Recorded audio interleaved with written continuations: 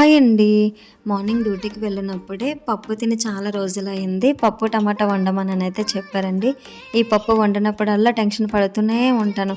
ఎందుకంటే ఎంత జాగ్రత్తగా వండినా అంతే. ఒక్కొక్కసారి సరిగ్గా రాదు. ఒక్కొక్కసారి బాగానే వస్తది. పప్పు కదా! దానికి కాంబినేషన్‌గా కొంచెం దొండకాయలుంటే ఫ్రై చేసేద్దామనైతే కట్ చేసుకుంటున్నాను. ఈ దొండకాయలకి చిన్నప్పుడైతే చాలా వెయిట్ చేసేదాన్ని. మా అమ్మ ఎప్పుడు వండిద్దా అని.